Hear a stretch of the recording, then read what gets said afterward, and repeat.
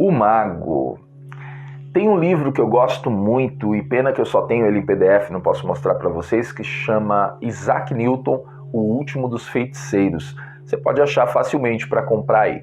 Esse livro, justamente, ele contextualiza o nosso olhar naquilo que era o cientista do século XVI, XVII, século XV, século XVIII, até por aí ainda ia. Que é o seguinte, o cientista dessa época não é o cara de avental branco com um microscópio ali naquele saber extremamente materialista. Não. Newton, inclusive, entrou na faculdade, isso é histórico, tá? Ele entrou na faculdade, o Isaac Newton, porque ele queria aprender astrologia. Era o grande saber da época e para ele era o que fazia sentido. Ele via que funcionava, ele queria entender como funcionava e foi fazer matemática para isso. No Brasil é estranho, até se tentou fazer uma cadeira de astrologia na Universidade de Brasília, o pessoal, como assim? Né? O brasileiro tem essa acepção, essa asepsia, né? Essa ideia de que esses saberes não fazem parte do escopo acadêmico, isso enquanto em Oxford e Harvard tem cadeiras de astrologia. Quer dizer, cadeiras assim, professores, tem a matéria, então tem gente dando aula disso. E é curioso o Brasil, um país tão sincrético, ter essa resistência à astrologia, ao esoterismo, como assim? Né? Mas isso daí está no nascimento da própria ciência, e esses cientistas como Newton eram sim magos. E aí, isso é importantíssimo para a gente entender o significado dessa carta.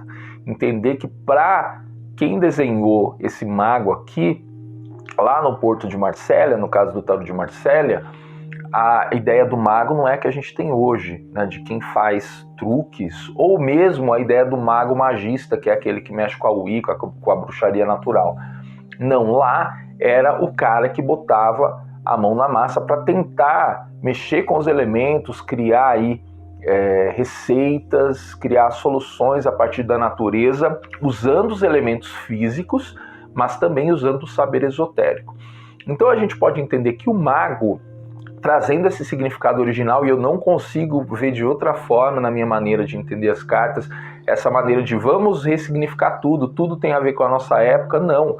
Né? Nem tudo, tem coisas que estão carregando aí significados primários, e no caso do mago tem a ver com aquele que busca soluções, aquele que busca pegar os elementos disponíveis e tentar combiná-los nas suas formas físicas, né, nas suas combinações físicas, e também usar um pouco da sua intuição e da sua inspiração para criar.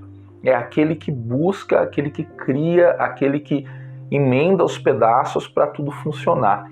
Né, numa espécie de doutor aí que vai fazer um Frankenstein, ou alguém que está fazendo uma poção ali para aquilo funcionar tanto no mundo físico quanto também no mundo espiritual. Então tem a ver sim com o cientista, tem a ver com o cientista que mexe as fórmulas e monta, e o engenheiro, seja como for você quiser entender, mas um cientista que está usando sim a sua intuição e sabe que além do físico existe um espiritual. Então é muito interessante olhar para esse mago, entender que quem desenhou esse mago, e mesmo no tarô de Rider-Waite, depois a gente vai ter ainda carregando essa ideia de que o mago não é só quem faz feitiços, é quem realiza também, quem constrói, quem junta as coisas do mundo para conseguir formar uma outra coisa aí.